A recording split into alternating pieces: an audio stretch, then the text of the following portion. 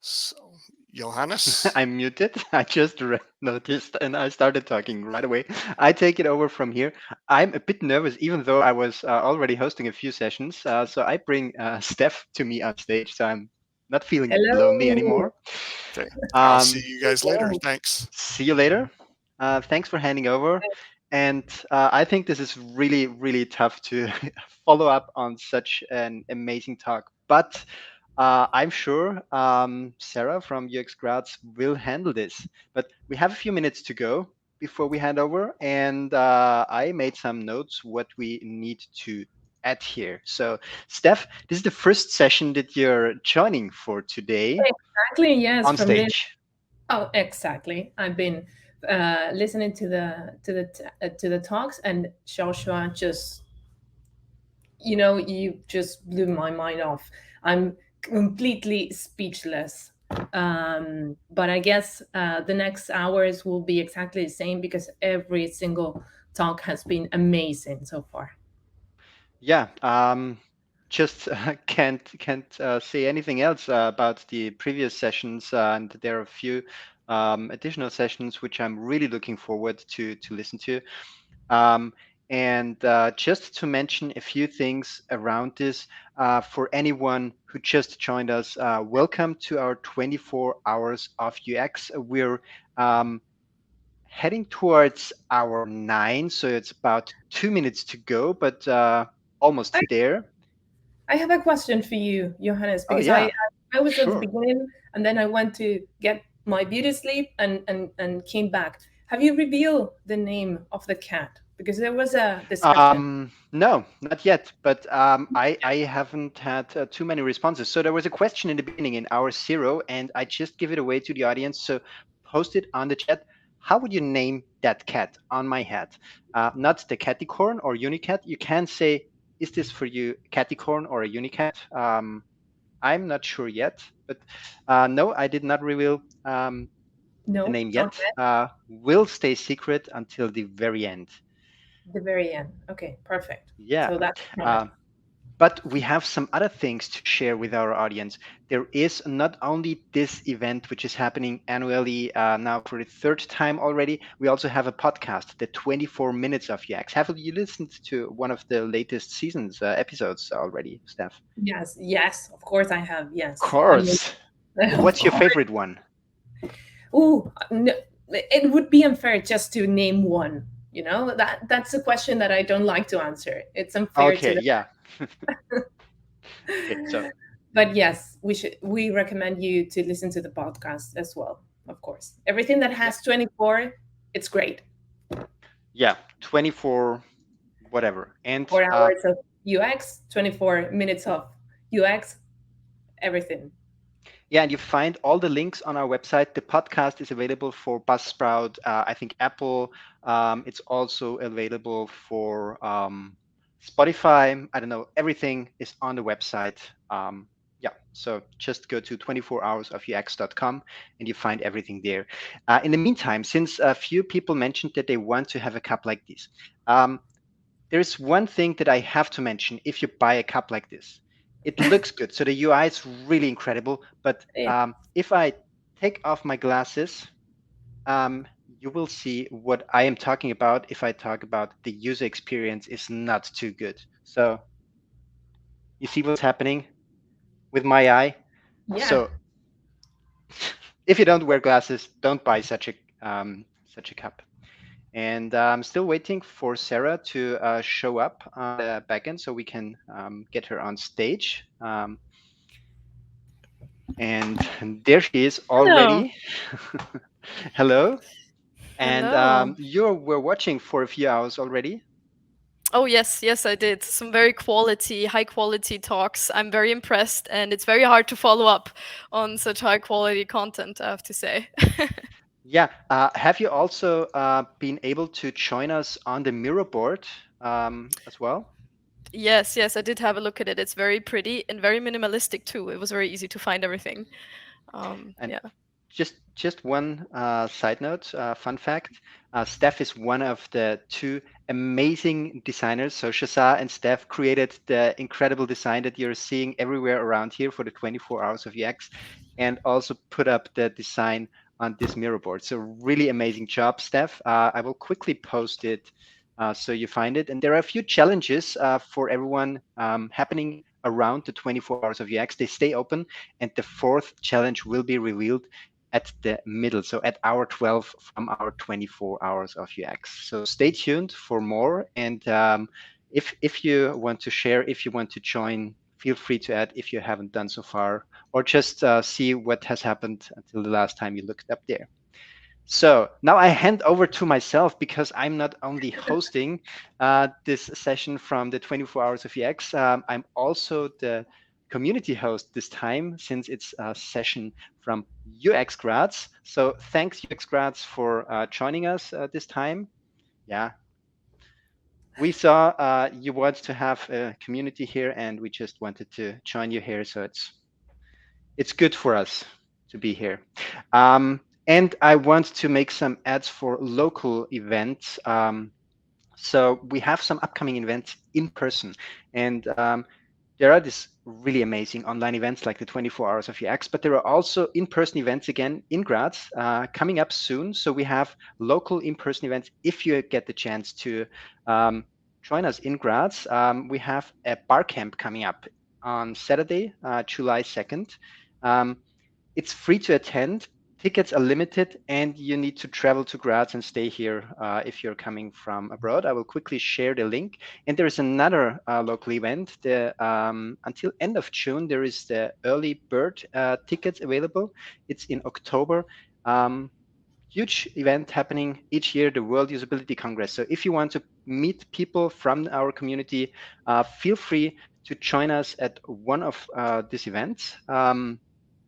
That's all that I want to share. And I think, yeah, now I can just hand over to a topic where I'm always curious to learn new things about UX writing. We have an expert here from Graz. Sarah, you already did a few talks, workshops on UX writing.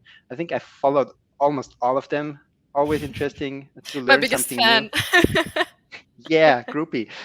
So I'm not an expert in UX writing, but I'm always curious to learn something new, and it's really great to have you here, sharing insights, sharing. Just can repeat the title here: Every Word Matters: Inclusive Writing in 21st Century Design. So the stage is now all yours. I'm coming back for the Q&A afterwards. Now, if you have something to share, maybe you can bring up the slides. Yes, And there we I will are. remove us from stage. So welcome to the 24 hours of UX, and stage is yours. Thank you so much.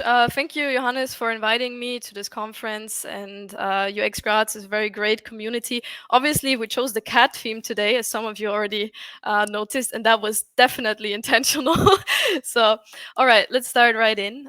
Today, we're going to talk about inclusive writing, and it's a bit different from my usual talks about UX writing because we have this inclusive design aspect that we will tackle. And there have been some very, very good talks on inclusive design today already. Some were about finance software, somewhere about the Black experience in healthcare. It was very intriguing, and I hope that I can do this talk justice and do this conference justice. Also, what I would like to note is that, of course, I'm a white woman living in Europe, so my experiences and the work I've done is limited. And I would love for you to share your experiences and your opinions in the chat and read through it, which would, enrich me, and I think we can enrich each other as well. So what is it that we have to pay attention to when we design software and when we write for software in the 21st century? Before I jump into this, I will shortly introduce myself and we will do a little experiment, but more on that later. So, okay, My name is Sarah Loigge. I'm currently 23 years old. My pronouns are she, her, and I'm from Austria. So I'm a native German speaker, and my second language is English. And I'm a lead UX writer at Parkset Interactive, which is a web agency here in Graz. And I'm doing this talk for UX Graz, which is a great community. And as Johannes already mentioned, there's always events coming up. So please do check them out. They're a very welcoming community. And before we actually jump into the topic of inclusive writing, I would like to do a little experiment with you. Don't worry, you don't have to really do anything. All I'm asking of you is to imagine the first thing that comes to your mind when I say the following words, okay? Are you ready? I hope you're ready. Let's start. A doctor. What's the first picture you have in your head? What about a nurse? What picture pops into your head when you hear the word nurse? What about a scientist? And let's do another one. A teacher. Some of you may already know what I'm trying to get at here. When you thought of a doctor, there's a very high chance you thought of something like this. These are some very popular doctor shows that you may know. You may also have thought of something like this for the Scrubs fans amongst you. What I'm trying to say is you probably thought of a male doctor. When it comes to nurses, often we think about a beautiful young woman, maybe a beautiful young white woman, even depending on where we are from. But the truth is, the first thought that pops into most of our heads is a male doctor and a female nurse, even though these words do not have a gender. At least in the English language, they don't. What about scientist and teacher? A scientist, maybe you thought of Einstein, maybe you thought of a crazy mad scientist like Back to the Future.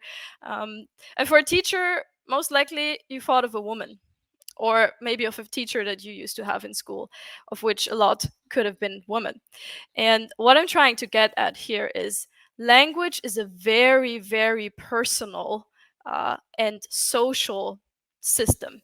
So however you grew up, or where you grew up, in what kind of childhood you had, your economic status, and so on, it determines how you think about these words. Even though they do not have a gender, we assigned them a gender based on society.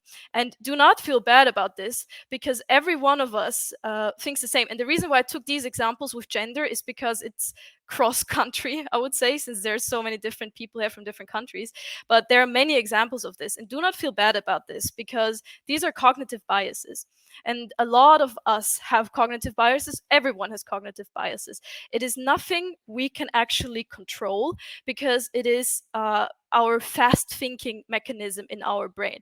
So here's the scientific explanation for cognitive bias, which is systematic cognitive disposition or inclination in human thinking and reasoning that often do not comply with the tenets of logic, probability, reasoning, and plausibility. What that means in easier words is it's our subjective thinking and the shortcuts in our brains. Why do we need these cognitive biases? Well, if we would consciously have to think about every decision and every stimuli that we perceive in our day-to-day life, we would not be able to live a very good life. So we have these shortcuts and associations in our brains that give us the ability to not use all of our brain power and energy. But we have to be aware that we have these cognitive biases, especially when we do UX design.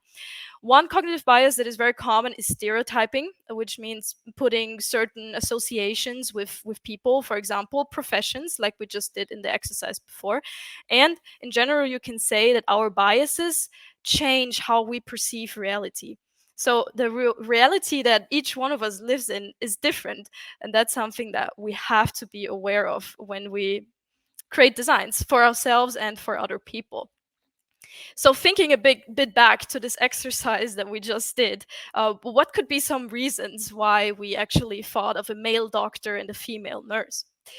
So One reason could be personal and recent experiences. Maybe you've always had male doctors. Maybe you just recently went to a doctor and maybe you went to a hospital and you saw mostly male doctors, right? Statistically speaking, I think there are currently more male doctors than female doctors, but as far as I read up, there are more female medical students in the US right now than there are male. So the numbers are changing, but being aware of those numbers can, of course, also influence our perception. Another thing, representation. Representation is crazy, crazy important and can do a lot to our perception.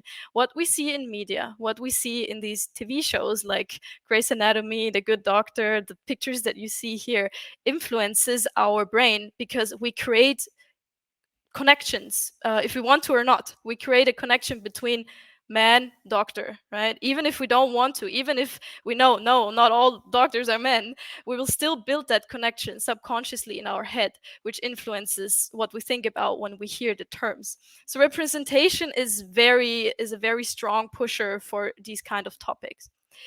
And lastly, one example I want to give you before I move on to the last point. If you Google nurse, this is what you get, right? This is the reality that we currently live in, and it's a very stereotypical thinking. But if you look for nurse, what you see is a bunch of illustrations of women, sometimes even in short skirts. But let's not get into that topic because otherwise we will not finish this talk today. The same happens when you look at teacher. I was actually surprised when I Googled teacher and most of the results that came up were women. You see some men sprinkled in there, yes, and you also see some different ethnicities, which is great. But in general, you still see women. And this can affect children as well. If you think about children having access to the internet and being able to Google everything, this also influences their beliefs about who should be in what role in the society. So very, very dangerous perception. Lastly, language. And this is the topic that we will tackle today. In English, nurse and doctor doesn't have a grammatical gender, but there are these social gender implications, like we just discussed. In other languages, you do have a stronger grammatical gender. So the example I took here is German, because that's my native language. Basically, you have der Arzt, which is the doctor, right? And you also have die Ärztin, which is the female version. But, and now it gets really interesting, nurse translated into German is die Krankenschwester. Die is a feminine article, so it's a feminine word from a grammatical standpoint. But additionally to that, it is also even more gendered because the second part of this word, Schwester, translates to sister. And sister, of course, is a woman, implies a female. And that's why the word Krankenschwester, so nurse in German, is even more gendered than the English one. And it implies even more so that nurses are women. So these are the problems that we have with languages. And in every language, we have these issues. It's just different from language to language. Today, I will just tackle some of the English issues we have or what you can do for English design. But in general, grammatical gender can also have a huge influence on how we think about certain roles and certain words. So these are just 3 of the reasons why you possibly could have thought of a male doctor and a female nurse. So as I said, please don't feel bad about it. It's okay. We all have these biases. Even I think of a male doctor, even though I literally prepared this talk. So that's how I got to create this exercise. Language shapes the way we think. And I did a talk on this before, and I used this TED Talk as a reference, and I would highly recommend that you watch it. Basically, Lira Boroditsky, she's a cognitive scientist, and she did this TED Talk, and she did research on how our perception of language actually changes our true perception of things even. One of the examples that I screenshotted here and put in is that in German and in Spanish, you have different genders for the words sun and moon. And based on that, people will have a different perception of what the sun is like and what the moon is like, even though they're objects and they don't have a gender. So it's something to be very aware of, and I really recommend watching this talk because it's incredibly interesting. Of course, after this event is over. So there's around 180 cognitive biases, and they can lead to discrimination. They're not the only reason for discrimination, but they enforce certain rules and stereotypical thinking in us that can lead to us having beliefs that are simply wrong or incorrect. And this can affect how we think about gender, sexual orientation, race, economic backgrounds, age, abilities, disabilities, all of it.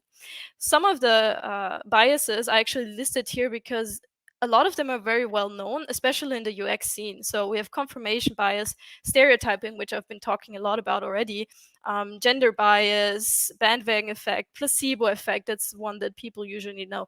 And these biases affect us on the daily. So why am I telling you all of this? Well, people have cognitive biases and we design for people. And we have biases as well, and we want to create something for them, for people that is inclusive. So there's more to that, however. The inclusive writing is not just something that focuses on cognitive bias. It also has to do with what is currently happening in the world. And what I'm going to talk about now, but wait, there's more, is one reason that I would try or always will try to give stakeholders when I try to convince them to look into UX writing and into inclusive design. Brands can no longer afford to be apolitical. The same goes for companies. Companies and brands basically can no longer afford to be apolitical. What do I mean by that? Let me just show you a few snippets of articles that I found recently. Here's one of Elon Musk. Basically, he opened his Tesla factory against local rules, and 450 co-workers got COVID as a result. Very interesting. Something that has happened more recently, McDonald's is leaving Russia after 30 years because of the Ukraine war that is happening. And one that I find especially interesting has to do with legislation.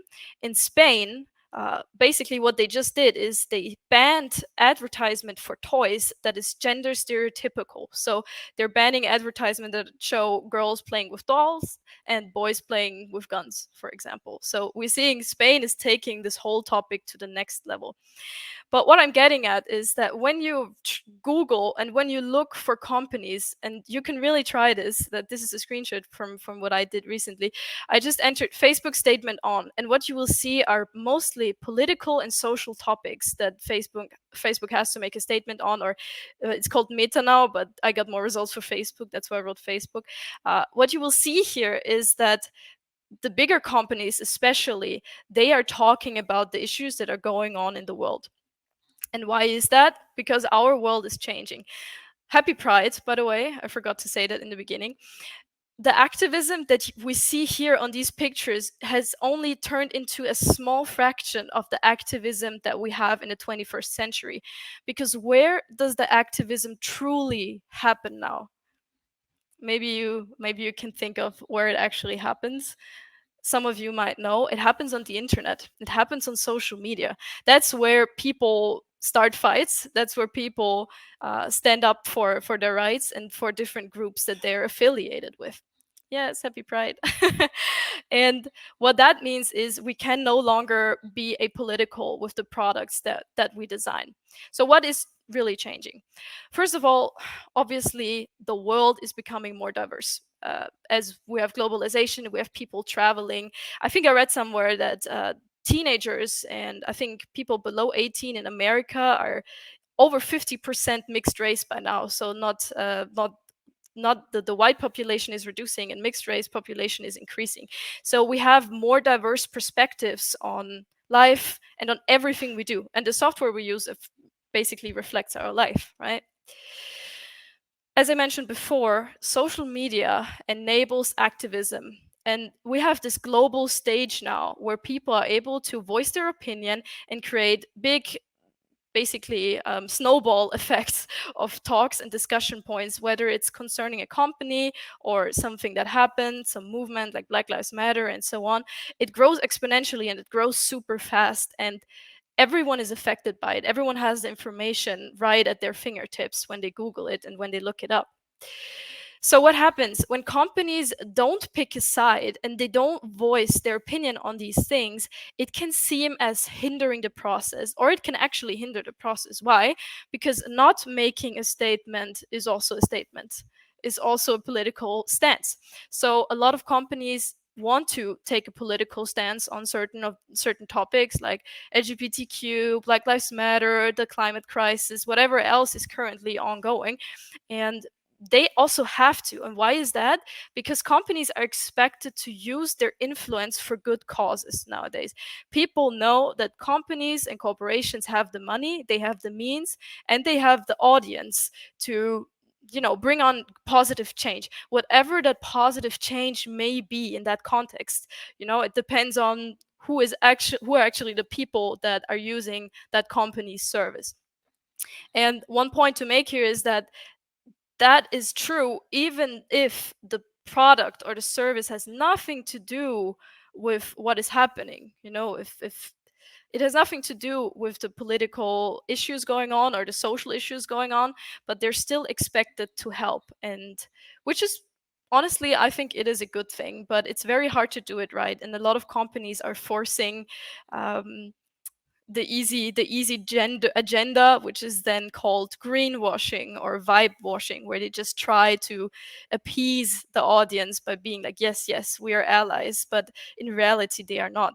And that's why we have to be so careful when it comes to this kind of topic, because political things are always something that you have to be careful about, right?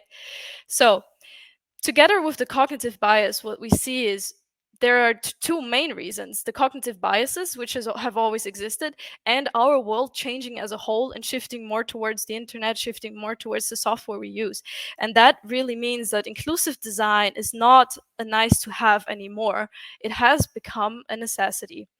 As simple as that. And I'm going to introduce inclusive design and UX writing shortly for those of you who may not know what it is about. I think a lot of previous talks already mentioned inclusive design, but just to be sure. So the quote that I took here is from Microsoft, because I think they summarize it in a very nice way. They say that designing inclusively does not mean you're making one thing for all people. That would be universal design, which is a different topic.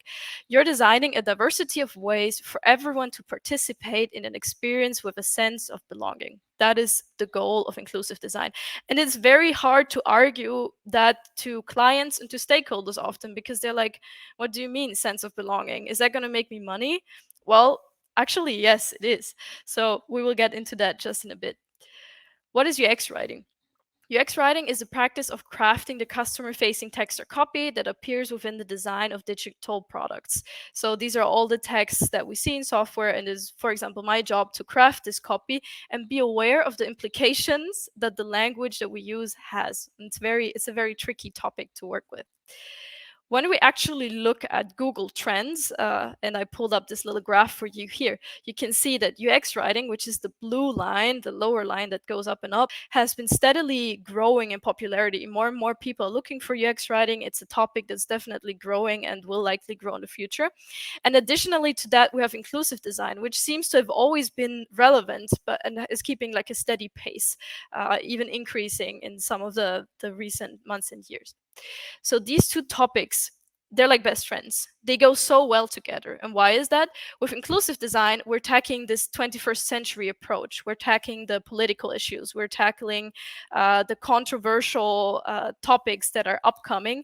And we're tackling the topics that the users, so the people that actually use your software, are interested in and care about. And with UX writing, we're trying to phrase it in a very smart way and make sure that we're aware of the implications and we do not hurt anyone. We try to actively include people by doing UX writing. And this is what we're aiming to do today. Let's remember quickly the reasons that I gave before for certain images in our head of male doctors and female nurses. It's going to be an ongoing gag in this talk. What we will focus on is the language aspect. Representation is also an aspect that can be handled in design, and it should be handled. However, we don't have too much time, so I'm going to focus on the language aspect since I'm more versed on that. And the only aspect that we cannot really influence with our UX and our design is the personal and the recent experiences. That is the only area here that we cannot really influence. But when it comes to representation, especially imagery and illustrations, we can do a lot in software design. And for language, we, in my opinion, can do even more. So what are the 3 most common problems that I see with UX writing and inclusive design in today's software endeavors, let's say. And I will tackle these 3 topics. I will try not to be too general, but also I cannot dive all the way like into the deep, because we don't have too much time. But I hope I can give you some structure and some guidance on these topics. First one is addressing the user. How do we call the user? The other one, options and empowerment. What options do we give to users, and how can we empower them without making them feel, left out or excluded? And how do we do all of this in a respectful and accessible way? How do we do respectful and accessible writing? These are very, very difficult topics. And for each software, I can tell you right away, this is a completely different scenario. So I will give you some basic guides, some things that I've used before that work very well. But in the end, if you have any specific questions, please feel free to put it in the Q&A section, or we will carry it over to the QA session after, and I will try to help out wherever I can. First of all, addressing the users. What I would do is I would try to avoid titles. Why? Titles, first of all, imply a binary gender thinking by having either Mr. or Mrs. And it can also imply a marital status. So Mrs., Miss, we all know the gist, whether a woman is married or not. I don't see how that has any relevance today and for the people that use our software. So we should try to avoid titles. If you have a software that is more on the formal writing side, I would resort to writing out the full name, which is also more respectful than just writing the first name. But in general, I would avoid titles because it's simply too binary and implies things that we don't want to imply and we don't want to assume about our people that use the software. I would also avoid generic masculine words. So using he as a default pronoun is not a good practice, and also try to avoid words that have masculine implications, like mankind, for example. There are always neutral options, but you will have to rewrite some of the sentences and some of the words you use in your software. We already know now that I think there were papers done. The generic masculine is not actually generic. When we hear generic masculine, we still think of a man. We still think of the male equivalent of something, especially kids do. They tested this with kids where they would ask them if they could envision doing certain jobs like pilot or doctor and other things. And in German, they did it with the generic masculine, and then they did it gendered based on what kid they were talking to.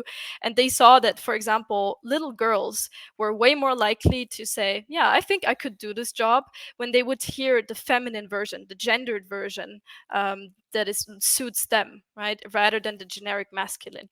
Here are some options from the European Parliament, actually, that they are trying to enforce to have a more gender neutral writing. And some of these options I think are very great. In English specifically, you can always use a plural form, which you then can use they as a pronoun. You can also use they as a pronoun for singular.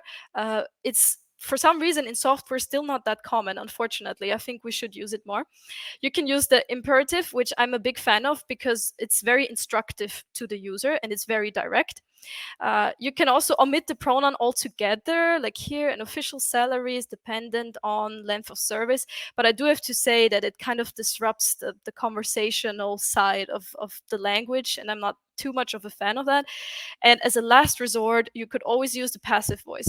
In general, in UX writing, I would try to avoid the passive voice as much as possible, because often you lose the subject, right? You use whoever should do the action. Just like here, we have the relevant documents should be sent to. Right. Who is responsible now? Is it the person using the software, or is it the software that will do this, right? So the clarity can be lost when using the passive voice. So this is more of a last resort that I would only go to if there are no other options for rephrasing the words that we have. As I already mentioned before, you can use they as a pronoun for singular as well. And it's actually a practice that is getting more common. I just haven't seen it too much in software for some reason. Or you could give pronoun options if there's a possibility to implement it in a way that the person chooses their pronouns and then those are consecutively used throughout the software experience, that would be the highest possible personalization that you could possibly have, and it would be very nice to do it. However, a lot of companies just don't go for that. I want to show you an example of my own work. I was working for a client who wanted a recruiting slash social media platform. And in the onboarding, we created this screen where we would ask the people, hey, what are your pronouns? Because we wanted them to be able to represent it in their profiles. When we tested, when we tested this screen, it had a 50-50 response. Some people were very happy with it, and some people were outraged by it. So what we did is we tried to rephrase the way we asked for this information, and it actually worked. So in the end, what we wrote is, instead of what are your pronouns, we wrote, how should we address you? Which is a bit more direct and doesn't use the word pronouns. And people were a lot happier with this. Apparently, our rate of success and our completion rate went up when we changed simply the way we asked for it. So sometimes it's not just the option, but it's also how we ask for this kind of information. But more on that a bit later. I will go back to this screenshot, don't worry. Let's talk about options and empowerment. Empowerment can be created through representation, right? It means giving all the options so that everyone has their choice, can make their proper choice. In the past, what we used to see is, especially for gender or sex assigned at birth, which people constantly confuse, you just have male and female. That's it. And I can guarantee you, whenever you see it, it's wrong. No matter if it's sex assigned at birth or gender identity, it's always wrong. And I will show you just in a bit how I would solve this in design. But we want to make sure to give all the options, not just for gender, but also for ethnicities, nationalities. We want to make sure that everyone can choose and find their option. These examples you see here on the right are from Facebook, by the way. Or Meta, I'm sorry, it's from Meta.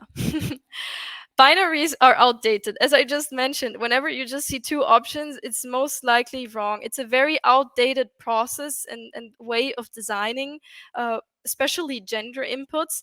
And I'm not sure why it's been sticking around for so long, but please, let's not do this anymore.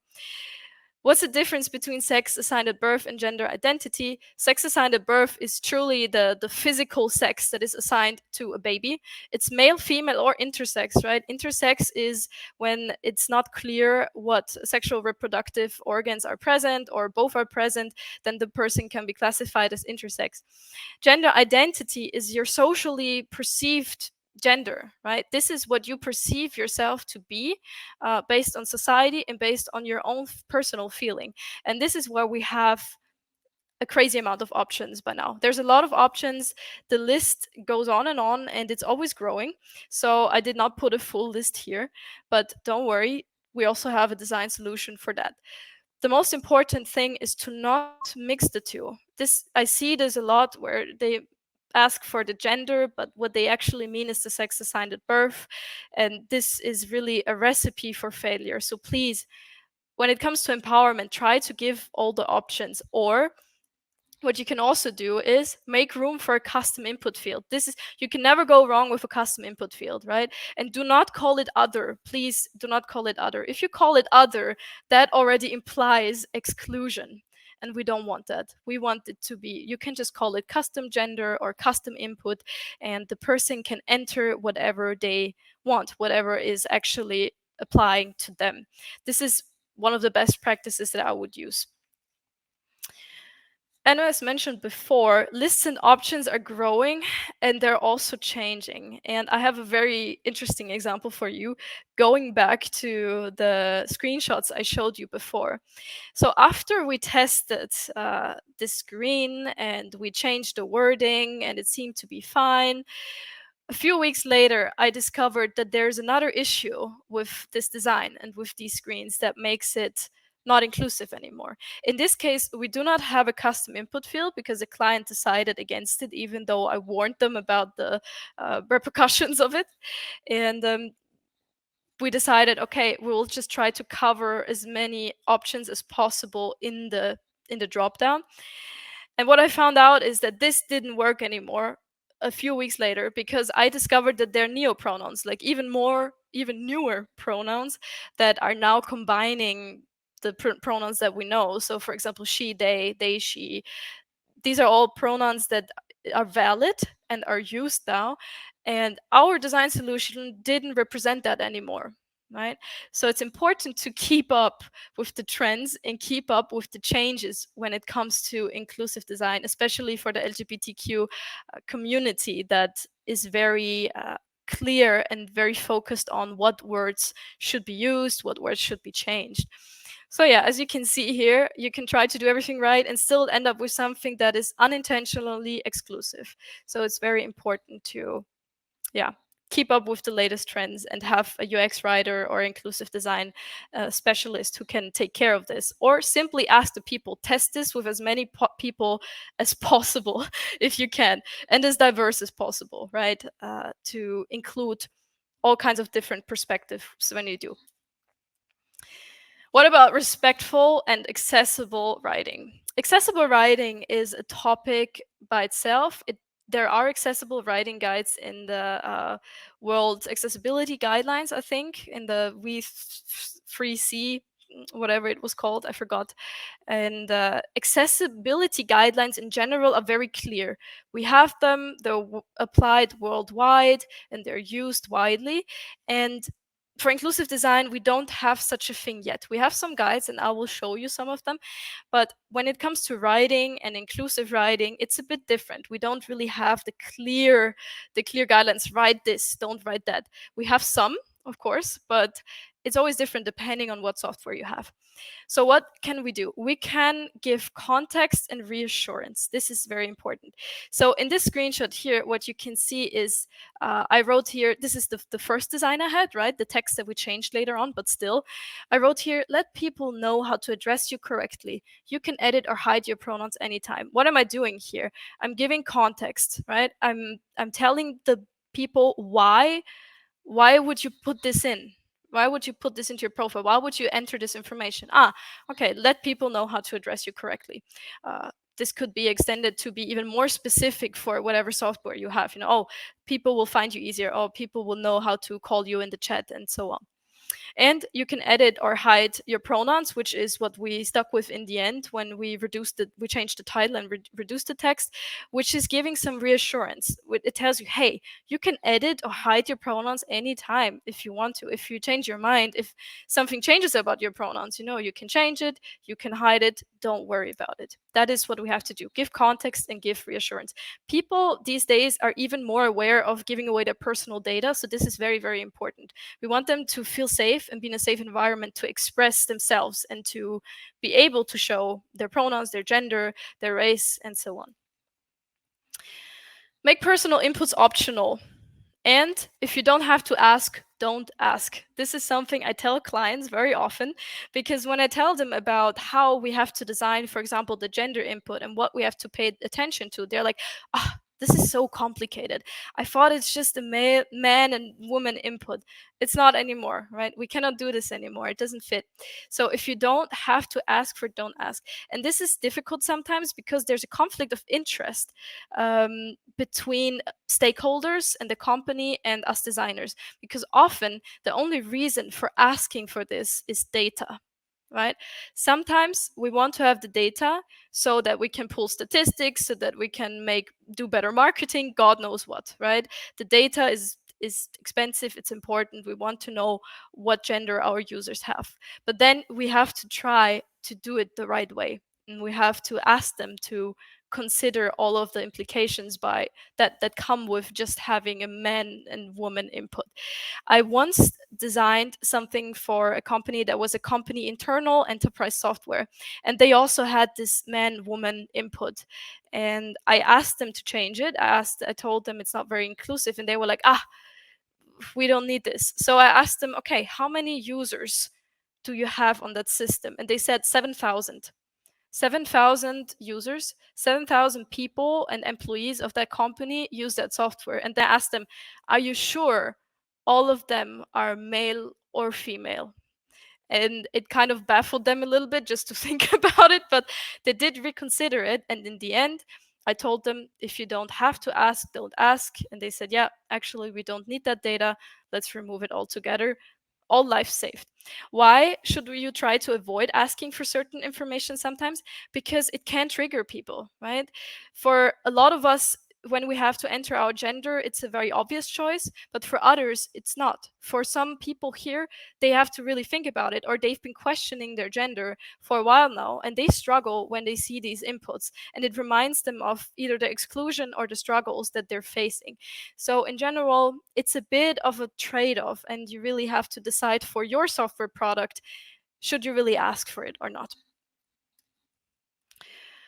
And lastly, this goes a bit more into accessible writing. Never assign values to traits.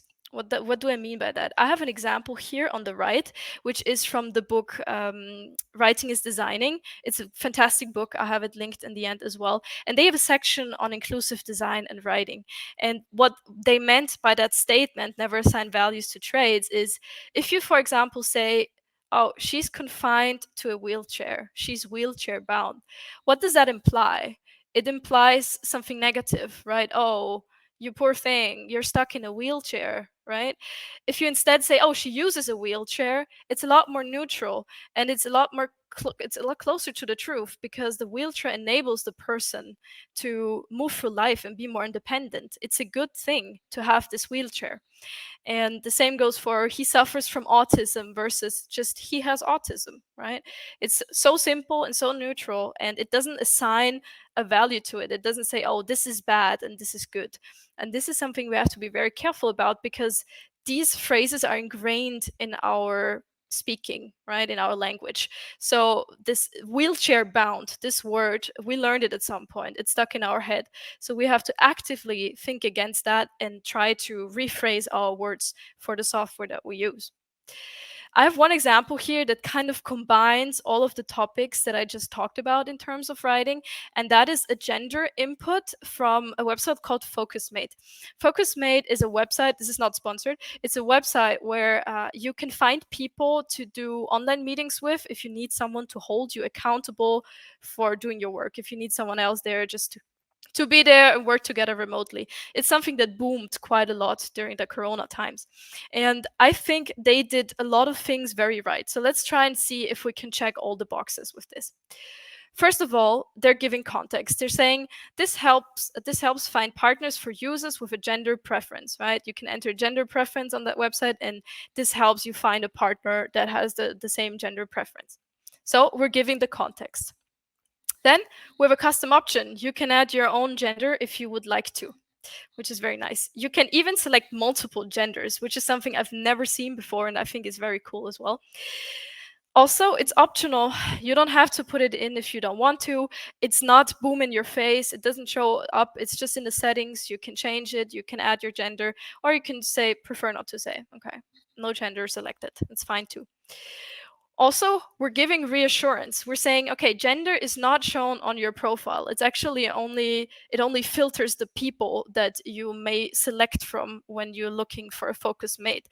So it's not actually shown on your profile, and that is giving the people a bit more reassurance when they're actually entering this information. And additionally to that, we have some info. We have a link that explains how the company is trying to handle diversity and transgender inclusion, and you can even give feedback. And I think this is the perfect gender input, or the most perfect one I've seen so far. And as I said, it looks very complicated. That's because it is. That's because gender is complicated, right? So in the end, you have to ask your clients or your stakeholders about the requirements. You have to make them aware of the implications of just having a few options and not giving additional ones and not giving the custom options. And this is one way of solving it that I find very impressive and very nice. But if you don't have to ask for it, just don't ask for it.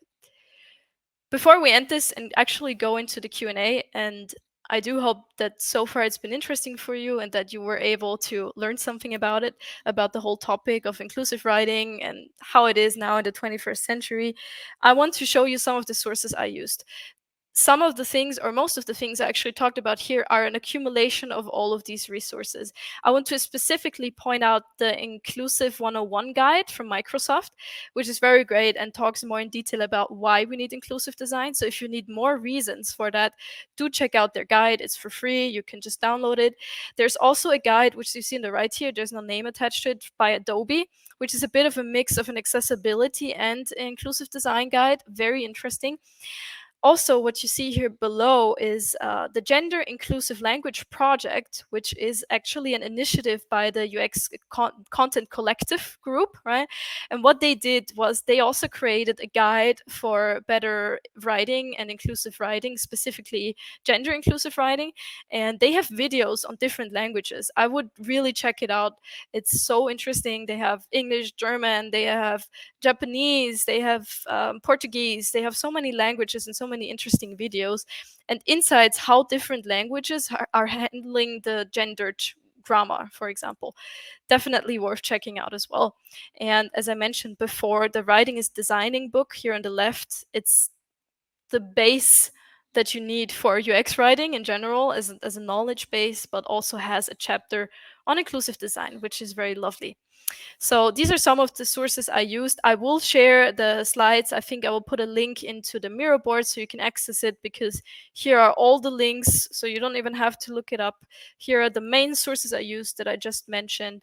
And oh yes, there are some key takeaways I want to show you before I drop off. Just to summarize everything that we just talked about, and I hope you're not asleep, I hope you're wide awake still listening. Language shapes the way we think, and language has implications. We have biases, therefore words mean different things to us, and they're very dependent on society and social structures as well. So language actually shapes the way we think, and we have to be careful with what language we use in our software.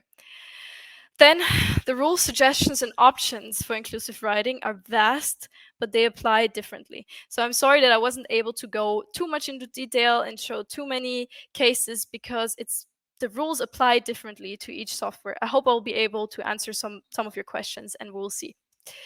And designing and testing with diverse teams is the key to more inclusive software. Something that I didn't really talk about here, but I know that some other talks on inclusive design already mentioned this. I'm very lucky to work with a very diverse team of designers that help to keep me in check, right? And question some of the biases that I might have included in my software designs and into the writing. And testing with diverse people is even more important, because it gives you more security in the decisions that you've made. Because sometimes you simply do not know, and you need to talk to people from the community, you need to test it with people from the different backgrounds and areas, and then you can get closer to truly inclusive design, which is very difficult, but I know that we can move towards that at some point. And these are the three key takeaways. I hope that you learned something, and I hope that it was interesting. I will post the slides into the Miro board, and there are all the other sources that I used. And yeah, I think we have some time for questions now. Thank you, Sarah, for this another great, incredible, awesome session that you provided us here, and this amazing insights into UX writing, inclusive UX writing. So we have a few questions on the Q&A. And before we go to the questions, I have this, instead of just adding an applause there, I ask everyone to add this cat heart emoji onto the chat for Sarah for this incredible talk. So put the emojis on the chat. And we still have time for a few questions. There was one question on the Q&A, a pretty long one. I will just read it out here. Hello, what you mentioned is okay for many Western cultures, but this is not acceptable for other cultures on the other side. What about localization and respect for other people's beliefs? What works in one country, not working in another? If you force them to follow your way of thinking, what understanding users are we talking about? Understanding users? I think you might split this up in a few questions and answer them separately, but this is a really interesting question because it's always something that comes up also to my mind when talking about inclusive design as well. So Yeah, it's actually a fantastic question. Yes. As I mentioned at the beginning of the talk, I'm a white woman living in Europe, so of course the experiences I've made, especially in UX design and UX writing, are very focused on the Western world, on America and on Europe. So some of these rules will definitely not apply to other countries. It is our job individually as UX designers to find what actually works for the software that we have and for the people that use that specific software. And today I watched one of the talks that was on specifically designing for Chinese software, which was also super interesting because the language is different. You have the different signs, different text orientation.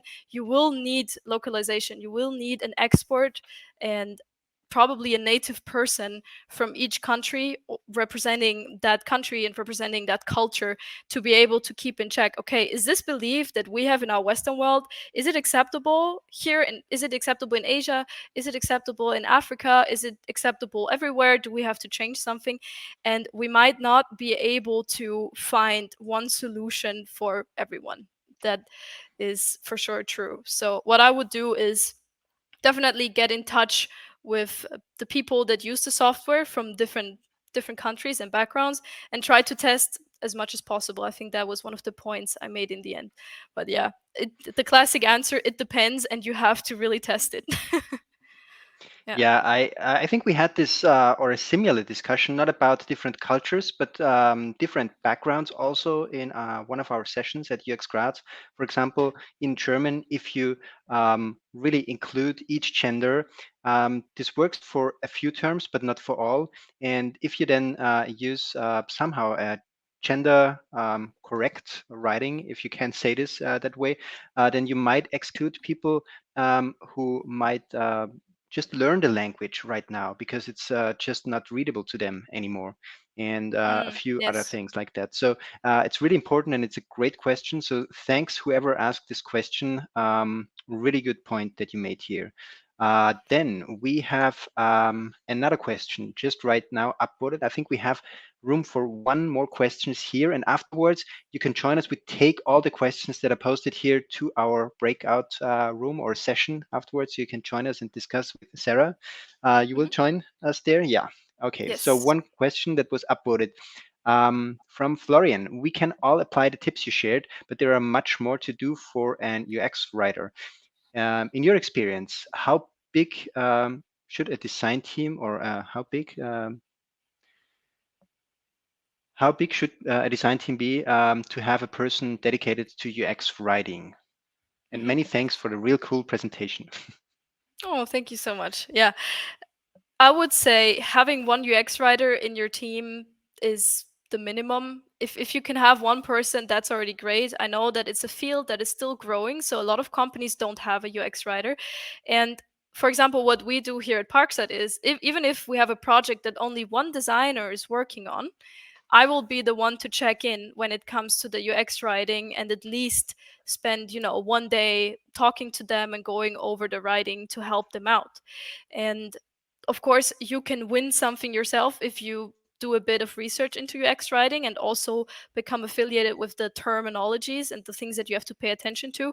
But I would say if you can get one UX writer into your team, no matter how many designers you have, that's a great thing to have and should become a more normalized practice in the future, or should become a standard practice at some point, hopefully. Okay, so I hope this answers the question, or at least somehow refers to what you wanted to know here. Thanks again for this amazing talk. Really enjoyed another great thing that you shared here.